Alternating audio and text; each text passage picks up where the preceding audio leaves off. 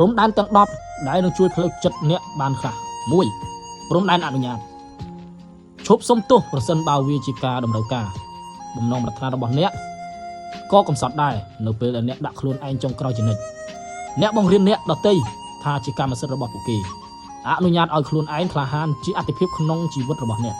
2ព្រំដែនពេលវេលារបស់អ្នកមានកំណត់ការពារវាយ៉ាងម៉ឺងម៉ាត់បិទការជូនដំណឹងទាំងឡាយណាដែលរារាំងរយៈពេលផ្ដោតអារម្មណ៍លទ្ធភាពប្រើប្រាស់មិនស្មើភាពអាចរកបានទេពេលវេលារបស់អ្នកគឺជាអ្វីដែលអ្នកត្រូវកំណត់ថាអ្វីនឹងធ្វើ3ព្រំដែននៃអារម្មណ៍របស់អ្នកដទៃមិនមែនជាទំនួលខុសត្រូវរបស់អ្នកទេអ្នកអាចយល់បានតែមិនចាំបាច់ថែទាំគ្រប់ពេលឡើយអ្នកអាចស្គាល់ដោយមិនចាំបាច់ជួយជល់ប្រតិកម្មរបស់ពួកគេជាកម្មសិទ្ធិរបស់ពួកគេស្ថិរភាពរបស់អ្នកជារបស់អ្នក4ព្រំដែនពាក្យសម្ដីទេគឺជាប្រយោគពេញលេញប្រើវាដោយគ្មានការសំទោសរាល់ពេលដែលអ្នកនិយាយថាបាទចាស់ចំពោះអ្វីមួយដែលអ្នកមិនចង់បានអ្នកនិយាយថាទេចំពោះអ្វីមួយដែលអ្នកត្រូវការពីរបស់អ្នកគួរគោរពតាមការពិតរបស់អ្នកមិនមែនផ្ដាច់ចិត្តអ្នកដទៃទេ5ព្រំដែនធម៌ពលរបស់អ្នកគឺជាធនធានដ៏មានតម្លៃបំផុតរបស់អ្នកចំណាយវាដោយ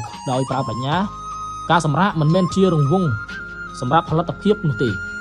វាជាតម្រូវការសម្រាប់ការរាប់អានមានជីវិតថ្មចិត្តអស់ធម៌ពលមិនមែនជាស្ថានភាព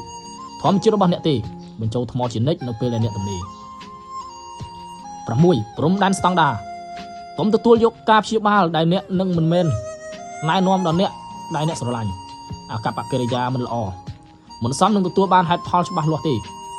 ការអោនឱកាសរបស់អ្នកចំពោះការមិនគោរពក្លាហានជាការអញ្ជើញរបស់អ្នកសម្រាប់ច្រើនទៀត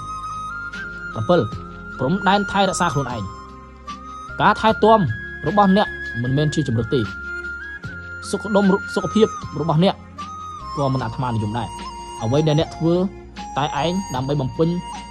របស់គឺសំខាន់ដូចអ្វីដែលអ្នកចាក់សម្រាប់អ្នកដទៃដែរ8ព្រំដែនទំនាក់ទំនងត្រូវតែមានតុល្យភាពការផ្ដល់ឬការទទួលយកទាំងអស់នោះអាចបង្កើតឲ្យមានការអអួលចិត្ត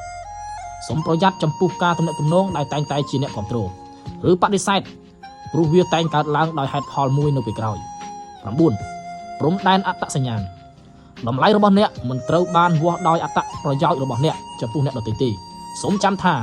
អ្នកធ្លាប់មានមុនពេលតម្រូវការរបស់ពួកគេអ្នកនឹងមានបន្ទាប់ពីការយល់ព្រមរបស់ពួកគេបង្កើតខ្លួនឯងដាក់ដោយឡែកពីអ្វីដែលអ្នកធ្វើសម្រាប់អ្នកដទៃបើមិនដូច្នេះទេអ្នកនឹងបាត់ទៅវិញនៅពេលដែលគេមិនត្រូវការអ្នក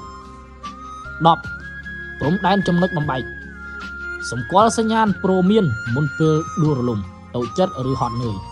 ថយក្រោយបន្តិចប្រសិនបើដឹងថាវាមិនអាចនឹងប្រឆាំងបានពិភពលោកនឹងរស់ដោយគ្មានអ្នកមួយរយៈអ្នកប្រហែលជាមិនអាចរស់នៅជាអ្វីគ្រប់យ៉ាងសម្រាប់អ្នករាល់គ្នា